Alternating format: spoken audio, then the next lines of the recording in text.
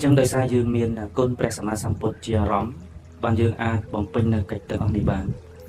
pre sama samput bờ một cừu này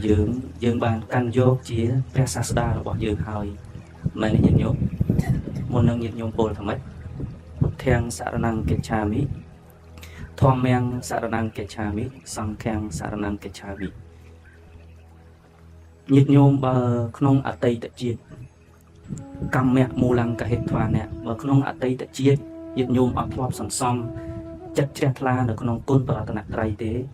nhiệt nhôm mình ai lướt đây sòng pe hơi tro được côn rồi bọc pre sama samput bàn thế tro được côn rồi bọc pre thoa bàn thế tro được côn rồi bọc pre song bàn thế không niệm dương chỉ bật thôn chun pe khla dương ai plot lên bàn tay tu bay chỉ plot dương tayแต่មានអីnhiệt nhôm nhẹ nhẹ tha អត់មានអីក្រៅពីព្រះពុទ្ធធម៌ប្រសង្ឃទេញាតិញោមដឹងទេថាព្រះសាស្តារបស់ញាតិញោមគ្រូរបស់ញាតិញោមដែលញោមតែងតែលើកដៃសំពះ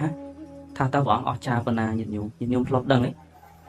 ក្នុងគាថាមួយបញ្ជាក់ថាម៉េចពុទ្ធោពេពុទ្ធស្សៈផណៃយវណ្ណ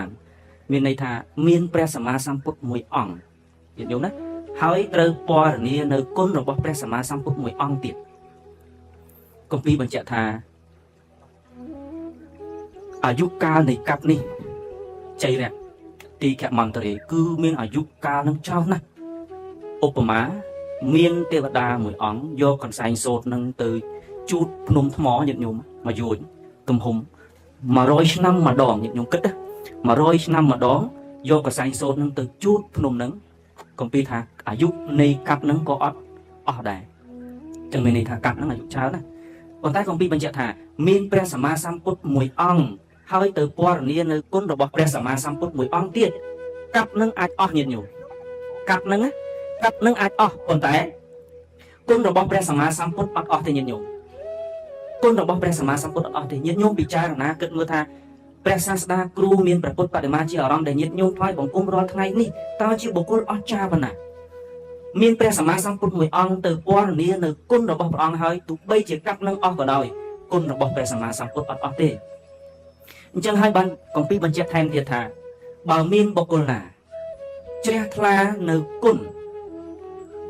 អេវ៉ាំងអចិន្តយាពុទ្ធាពុទ្ធគុនីអចិន្តយា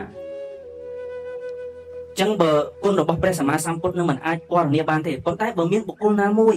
ជ្រះថ្លានៅក្នុងគុណរបស់ព្រះសម្មាសម្ពុទ្ធហើយអានិសង្ឃនោះគឺក្រៃលែងញាតិញោមវិបាកោហោតិអចិន្តយោអញ្ចឹងញាតិញោមពិចារណាមើលសូម្បីតែផែនដីនេះ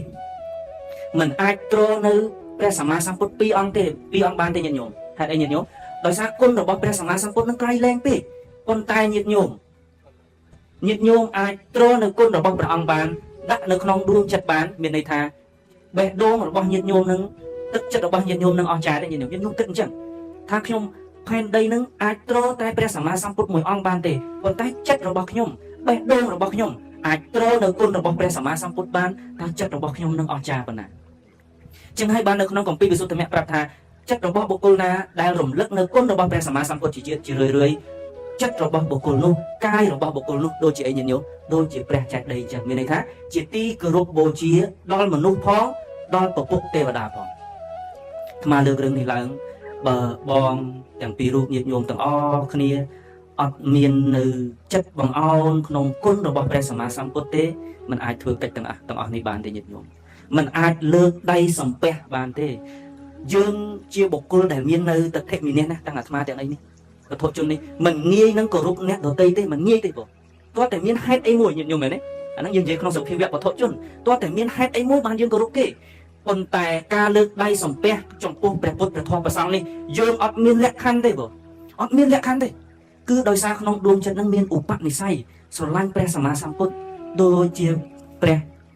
បាទពុទ្ធសាសតិអញ្ចឹងព្រះបាទពំពិសាផ្ញើចុចម៉ាយមកគឺ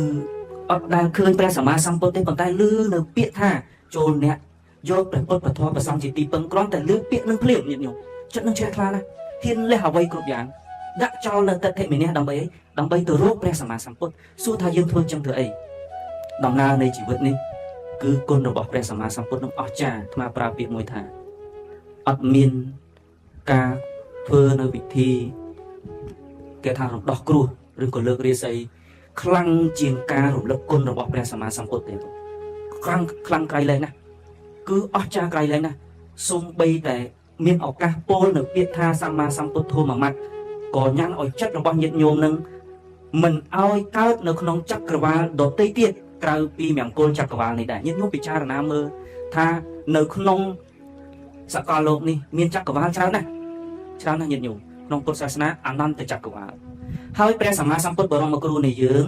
ព្រះអង្គប្រសូតបំពេញបារមីតែនៅក្នុងមង្គលចក្រវាលនេះមួយគត់ហើយនៅ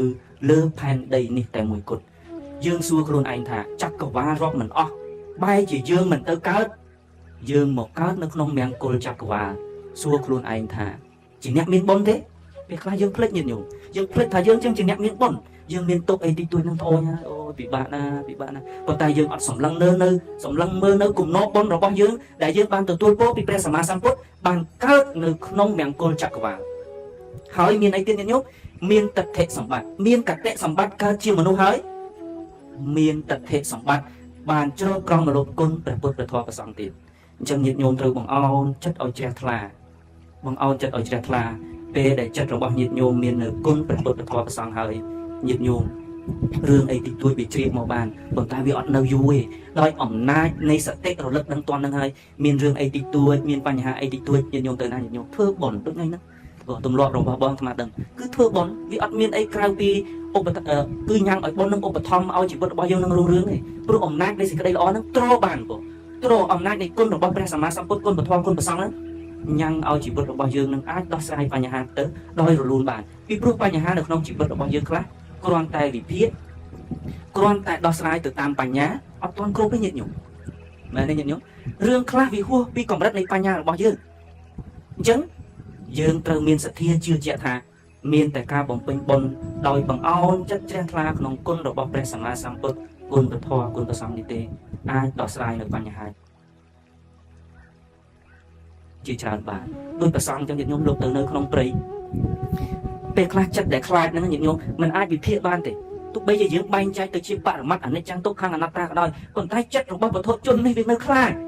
ញាតិញោមនៅខ្លាចនៅញាប់ញ័រប៉ុន្តែពេលដែលយើងមានសទ្ធាបង្អោនចិត្តជឿជាក់ថាខ្ញុំជាកូនរបស់ព្រះសម្មាសម្ពុទ្ធហើយខ្ញុំអត់ត្រូវខ្លាចអ្នកណាទេពេលដែលយើងមានព្រះសម្មាសម្ពុទ្ធនៅក្នុងដួងចិត្តភ្លាមញាតិញោមយើងមានកម្លាំងចិត្តភ្លាមយើងអាចទប់ទល់ទៅនឹងអមនុស្សបានគ្រប់យ៉ាងដោយអំណាចនៃគុណរបស់ព្រះសម្មាសម្ពុទ្ធអញ្ចឹងញាតិញោមទាំងអស់គ្នាជាអ្នកមានសទ្ធាណាបងទាំងពីររូបណាហើយញាតិញោមទាំងអស់បើមិនធ្លាប់ស្គាល់គ្នាក្នុងសង្សារវដ្តធ្លាប់បំពេញបុណ្យមានពុទ្ធពធប្រសង្ឃជាទីពឹងទេមកដែរប៉ុន្តែមកនឹងមិនសូវសុខទេប៉ុន្តែដោយសារចិត្តនឹងទាញគឺឧបនិស្ស័យនឹងអញ្ចឹងទុនៅទីណាក៏ដោយឲ្យទៅលឺពាក្យថាបុណ្យធ្លាប់សន្សំក្នុងសង្សារវដ្តញាតិញោមឲ្យពាក្យថាលឺថាបុណ្យនឹងមកចិត្តនឹងទាញមកហើយដោយមានភាពផ្សេងស្និទ្ធស្នាលជាមង្គលទាំងអស់នេះហើយជាមង្គលកាលណាយើងបំពេញបុណ្យជារឿយយើងជាបុគ្គលដែលមាននៅសេរីសួស្តីជាបុគ្គលដែលមាននៅមង្គលពីព្រោះនៅក្នុងដួងចិត្តរបស់យើងមាននៅពុទ្ធធម៌ប្រសង្ឃអញ្ចឹងអាត្មាសំដែងតែប៉ុណ្្នឹងយើង